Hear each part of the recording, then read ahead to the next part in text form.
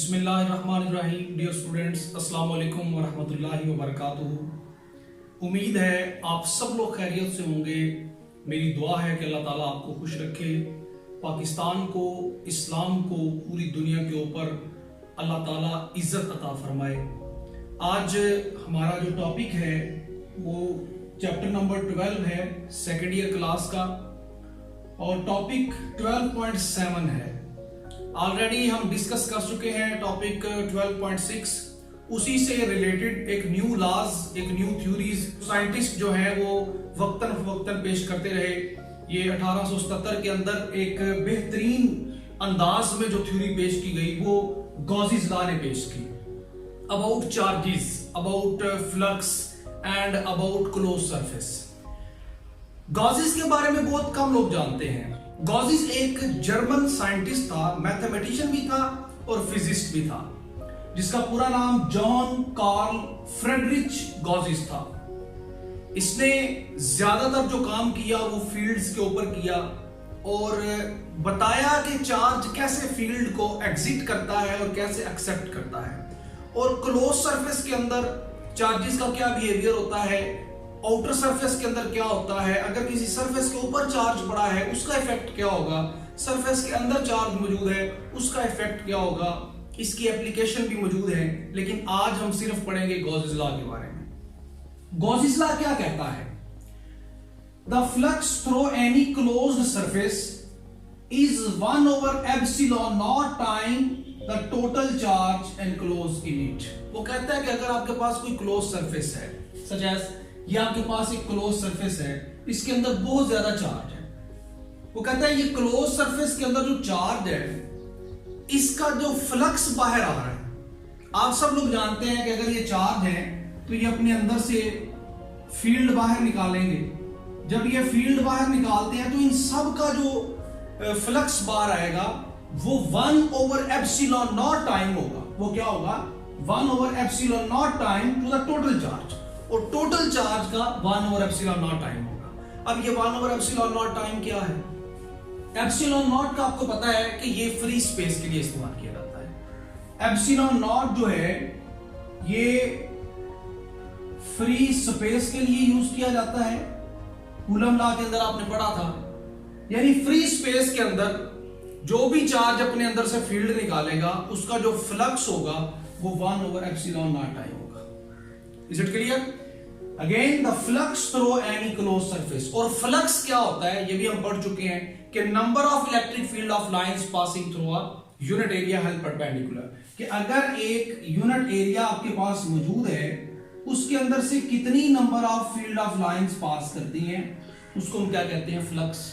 और ये field of lines आती कहां से हैं? ये बिलफर्ज किसी ना किसी एक चार्ज के अंदर से बाहर निकलती हैं, और उस चार्ज की फील्ड के आगे जब आप एक यूनिट एरिया रखते हैं तो उसको जितनी वो फील्ड पास कर जाएंगी इस यूनिट एरिया के अंदर से उसको हम फ्लक्स कहते हैं। तो जो टोटल चार्जेस का फ्लक्स होगा, ये तो एक चार्ज है, इसलिए जो तमाम चार्जेस का जो फ्लक्स होगा जो इस क्लोज सरफेस से बाहर निकलेगा वो 1/एप्सिलॉन नॉट टाइम होगा। ओके, प्रूफ क्या है? Consider a close surface. फर्ज करते हैं हमारे पास एक क्लोज सरफेस है in which a point charges q1 q2 up to qn तक हमारे पास डिस्ट्रीब्यूट कर दिए गए आर्बिट्रेरीली, यानी उनकी कोई तरतीब नहीं है। ये सरफेस है क्लोज हमारे पास, आर्बिट्रेरीली आप चार्ज फेंक दिए हैं, कोई तरतीब नहीं है, q1 q2 q3, ये सारे के सारे अपने अंदर से क्या कर रहे हैं? फील्ड बाहर निकाल रहे हैं, इलेक्ट्रिक लाइन का फोर्स बाहर निकाल रहे हैं। अब हमने इस क्लोज सरफेस के ऊपर जितने चार्ज को डिस्ट्रीब्यूट किया है उसका फ्लक्स निकालना है, उसके फ्लक्स की हमें जरूरत है। उसका फ्लक्स अगर आ गया तो वो फ्लक्स फिर कितना होगा, हाउ मच टाइम, तो वो आपको पता है एप्सिलॉन नॉट टाइम होगा। Each charge will act as an independent source. ये बात मैंने पहले कर दी है कि हर चार्ज अपना अपना सोर्स रखेगा, हर चार्ज अपने अंदर से फील्ड अपनी अपनी अलग अलग बाहर की तरफ निकालेगा, हर चार्ज ही सोर्स है। तो जब ये सारे अपने अंदर से फील्ड निकालेंगे तो एक बहुत बड़ा तूफान पैदा हो जाएगा। किसका? फील्ड ऑफ लाइंस का, फ्लक्स का, सोर्स ऑफ इलेक्ट्रिक फ्लक्स। तो जो आपके पास independent source of electric flux है वो सारे के सारे चार्जेस हैं। और ये आप अच्छे तरीके से जानते हैं कि चार्ज के अंदर से इलेक्ट्रिक फील्ड ऑफ लाइन निकलती है, उसके आगे कोई एरिया रखा हो, उसके अंदर से जो फील्ड पास करेगी उसको हम फ्लक्स कहते हैं। The flux through the surface due two point charges. अब ये सारे पॉइंट चार्जेस हैं, आप देख लें इन सब के दरमियान फासला इनके साइज से ज्यादा है। वो फ्लक्स क्या होगा आपके पास फॉर Q1, अगर हम Q1 के लिए निकालें तो फ्लक्स को आपको पता है फाई से ज़ाहिर करते हैं, इसको कहते हैं फाई से ज़ाहिर करते हैं, वो होगा Q1 over epsilon naught time. एक चार्ज के लिए Q1 over epsilon naught time. Similarly flux for 2, जो चार्ज Q2 होगा उसके लिए Q2 over epsilon naught time, Q3 के लिए Q3 over epsilon naught time, and up to phi n is equal to Qn over epsilon naught time. जो n number of charge होगा उसके ऊपर n नंबर ऑफ टाइम, यानी charge Qn बटा epsilon naught time होगा। Is it clear? मुश्किल नहीं है, बड़ा आसान है। 10 total electric flux passing through a whole close surface. ये तो था इंडिविजुअली Q1 के लिए, Q2, Q3 के लिए। अब एक बंदा यहां बाहर खड़ा हुआ है, वो देख रहा है कि क्या निकलेगा इसके अंदर से, वो ऑब्जर्व कर रहा है।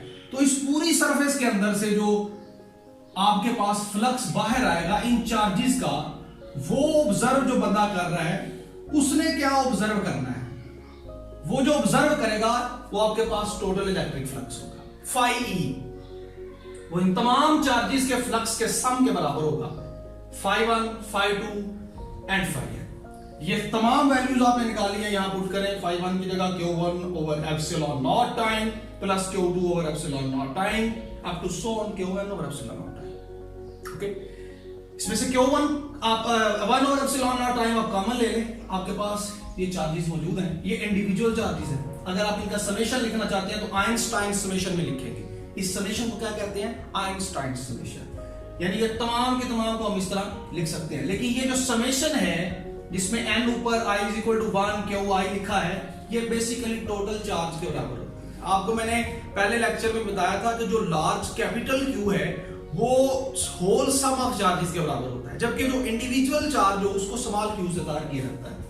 इसको हम लिख सकते हैं टोटल इलेक्ट्रिक फ्लक्स बराबर है 1 over epsilon naught to the total charge enclosing it. और यही डेफिनेशन थी, the flux through any close surface is 1 over epsilon naught time to the total charge enclosing it. अब ये टोटल चार्ज ये नीचे लिखा हुआ है, where Q is the total charge enclosed by the close surface.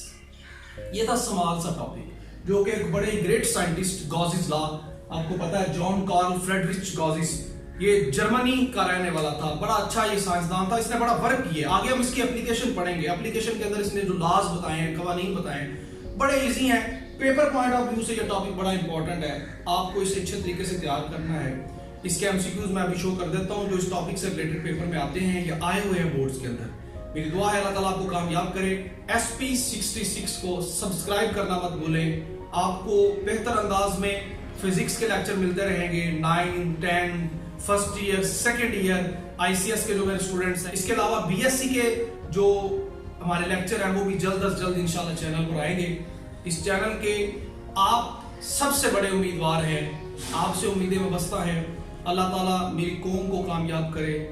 Physics पढ़ के और तमाम मालूम हासिल करके अल्लाह ताला हमें, हमारे पाकिस्तान को, हमारे दीन को तरक्की अता फरमाए।